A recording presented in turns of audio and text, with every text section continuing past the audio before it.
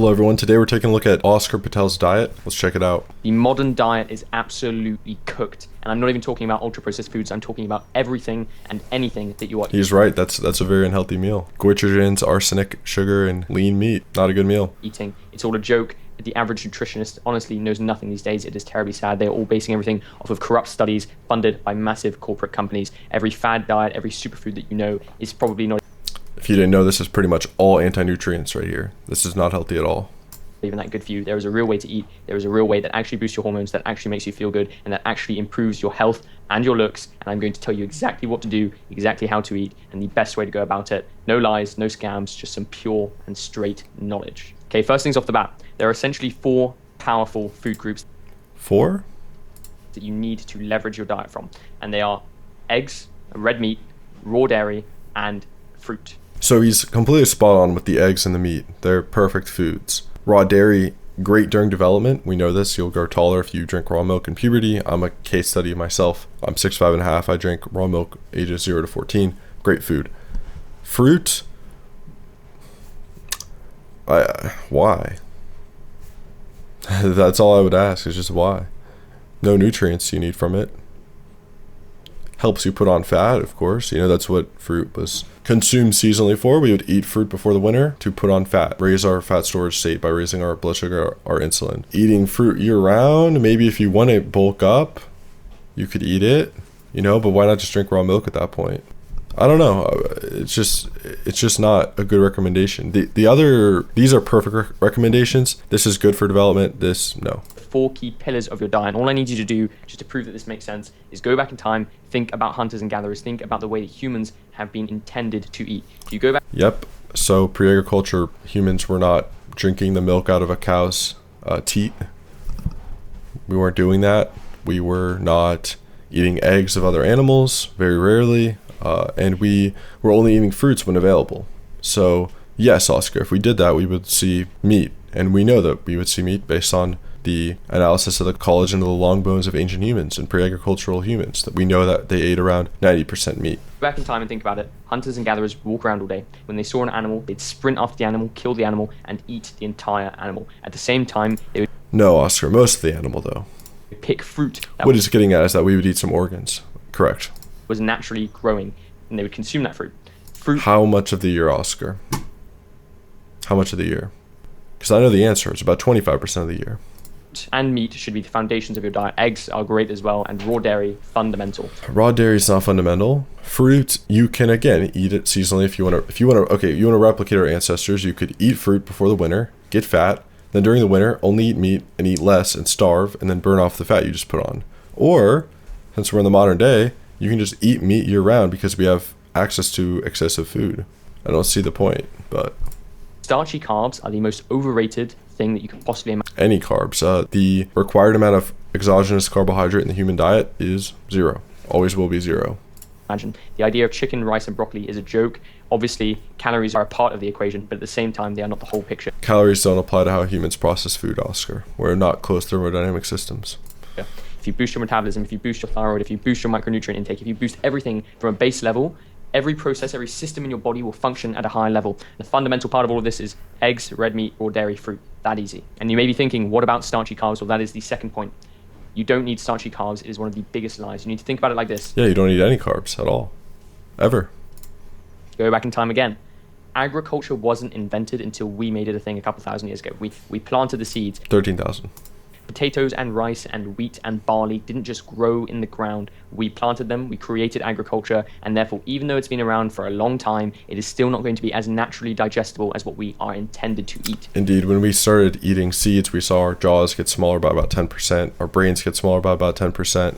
Right when we went from pre-agriculture to eating seeds, our height went down a few inches very quickly, yeah. Meat, fruit, eggs, and raw dairy. It's that simple. And I'm not telling you to go full It's still a very good diet, but... carnivore and cut out carbs. Think about it. I'm telling you to consume fruits, which is an amazing... We know, but why? ...source of carbohydrates. But why? Again, not required. No nutrient in fruit that's not in meat. They're just sugar, vitamin C, indigestible plant cellulose, fructose, glucose. Especially, a lot of the alarm bells are going to be going off in your head. You know, oh, but they're high in fructose, they're high in sugar. Listen. He pre-fired me. Let's see what he has to say. there is a deeper argument to all of this, and the bigger argument to all of this is insulin resistance. You need to realize that the more and more fruit you eat, and there are various studies supporting this, and I might even just compile a list of studies to link in the comment section for everyone to flame me. There are so many studies that show... I assume he's probably just going to repurpose Paul Saladino's studies, as that's where he got this diet from, but... The more fruit that you consume, the less insulin resistant you become. As in, there is a big difference between having a mango with 30 grams of sugar versus a little, Coke with 1 gram of aspartame additive sugar. Well, now you're just moving the goalpost to an artificial sweetener. There's a big difference because your body can't break down the non-natural sugar, and so even though the mango has 30 grams of sugar, your body breaks it down, your body becomes less insulin resistant, it uses the energy more efficiently because it is from a natural source, and therefore it boosts your insulin sensitivity so you can deal with more and more sugar in the future. And therefore there is a big difference between fructose and natural sugars versus other sugars in your diet. All right, Oscar, let's say we took your natural sugars, your raw honey, your mango. They're natural, even though cane sugar is also natural. It's from a plant. All sugar pretty much comes from plants.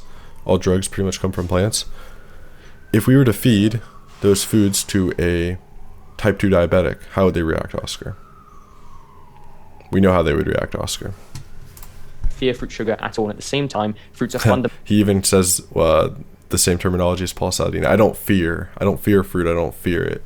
Mental for replenishing your glycogen, which is the most underrated. Ketones can replenish glycogen and actually help you maintain it by 50 to 70% more than exogenous carbohydrate, but thing that no one talks about. You need to constantly replenish your glycogen throughout the day. It is no, you don't. Fundamental, and it is so powerful, especially for your T3. So did the ultra marathon world record holder who ran 100 miles straight without eating? He's on a ketogenic diet. Why didn't he have to replenish his muscle glycogen? Why didn't he have to eat sugar packets the whole run? Because humans naturally don't have to eat every 10 minutes, like every other animal. And like every other animal naturally are in ketosis, just like every other animal, every wolf, every cow. Especially for your thyroid, for your energy, for your workouts, for everything, fruit is fundamental. Do not fear at all, and don't fall for the lie of carnivore. Also, don't fall for the lie of consuming. If you call it a lie, you need to elaborate, explain why. Because ironically, I would say the same about your diet, right? I think it's still a good diet, but I would say you're missing out some key elements. But I can kind of explain it. I have been. Chicken, rice, and broccoli, and starchy carbs, which are full of anti-nutrients like oxalates, lectins, and phytonutrients. On the same page, specifically the goitrogens in the broccoli. It's one of the worst anti-nutrients.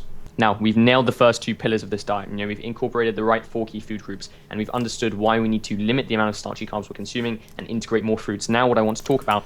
No carbs are required at all, actually, from either starch or fruit. Is the sourcing of your raw dairy, because I feel like a lot of you will be reluctant. I can't have raw milk. Some of you... So again, raw milk, it's great during development, of course. I'm guessing it's going to go over A1 casein protein, A2 casein protein, raw versus pasteurized. I understand all that. I agree. Okay, it's against seed oils. That's great. Again, it sounds like all of its health information he just copy pasted from Paul Saladino. Not the worst thing. He's better than most. So I agree with Oscar here. Of course, seed oils are bad. We understand that. I think I know what he's going to say. Out seed oils. And especially one quick, powerful tip to think about is do not cook with olive oil. Olive oil is correct. Completely fine to put on top of things. It is it's nice. No, not completely fine. Poor omega-3 to 6 ratio, linoleic acid, no.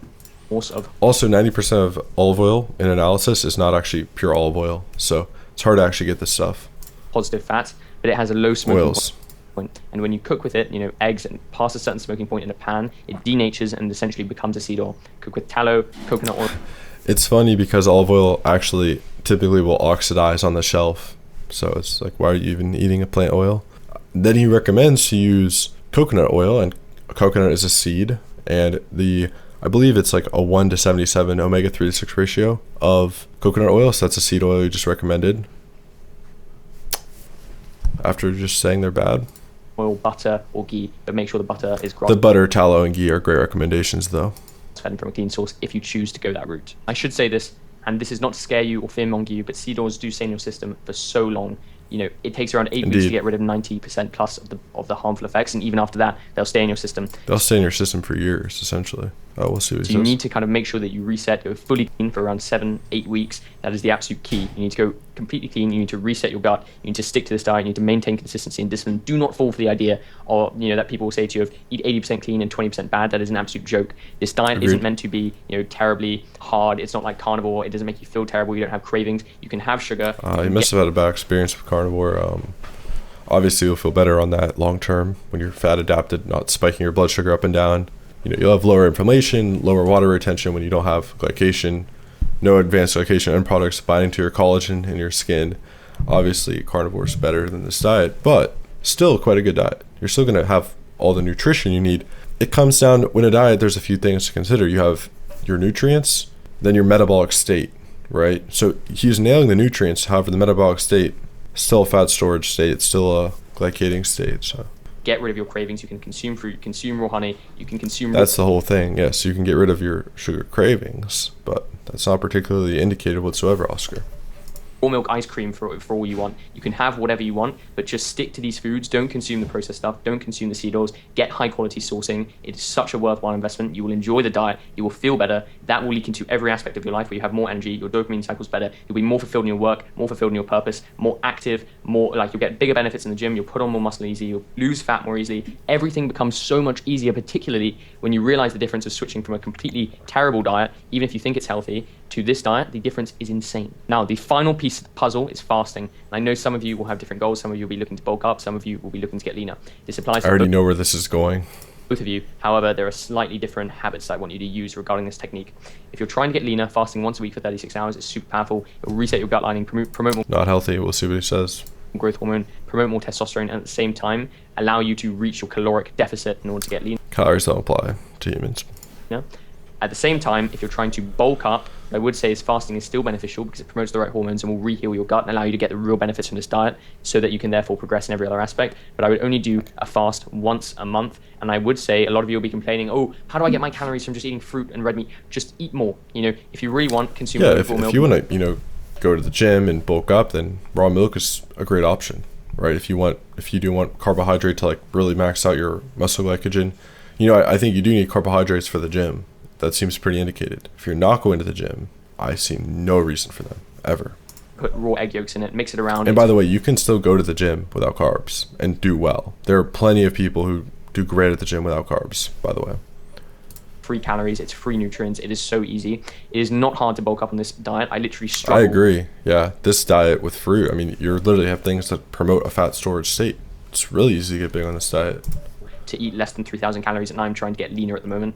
It is insanely easy. People just think it's difficult because they've got some mental block that they need to, consume a pound of rice every day. Stick to the diet, incorporate fasting once a week if you're trying to get leaner. It will reach your autophagy, re-heal. I was waiting for that. So on the diet he's following and promoting, you have to starve yourself to enter autophagy. Fasting is self-starvation. Your body's telling you, I'm hungry. You have to say, no, we're going to starve. And that will deplete your glycogen. You'll enter autophagy. On a zero carb diet, your body can enter autophagy, which is your dead and harmful cell cleanup. That's the metabolic process of autophagy. You can enter that whenever your body wants because you don't have chronically high insulin. Insulin suppresses autophagy. Why are you eating so much carbs? Your body could enter it whenever it wants, which is indicated. And by the way, this is essentially your number one anti-cancer process is what autophagy is.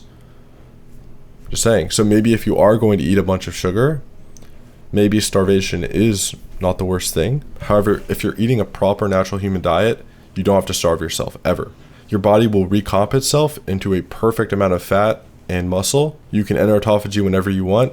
You'll make energy off ketones, no advanced glycation end products, no chronically elevated insulin, none of that on a natural diet. Heal your gut lining and make sure everything progresses faster while getting leaner. At the same time, if you're trying to bulk up, do the same, but only do it once a month and just eat more. By the way, one quick tip is never eat 2 or 3 hours before bed. It is really powerful whether you're bulking or cutting. Do not eat a couple hours before bed. Your body, when you sleep, needs to focus on producing the right hormones and restoring, not digesting. Even if you haven't reached your calories for the day and you're trying to bulk up and hit 10,000 calories a day, whatever. Do not eat 2 hours before sleeping. Please don't. You won't get the benefits. You won't sleep well. And I find I eat one meal a day typically, a large meal of meat.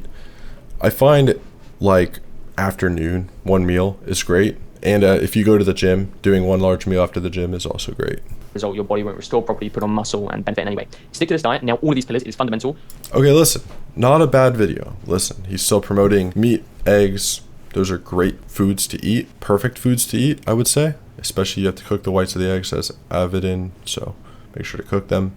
But recommending fruit and raw dairy to everyone year round is clearly not anthropologically consistent. And he's talking about, think about what we used to do. We didn't used to eat raw dairy, and we didn't used to suck milk off the teat of a cow, and we didn't used to eat fruit year round. We would eat it seasonally, again, to put on fat. If you want to get bigger, put on fat, eat fruit. I'm on the same page in that regard.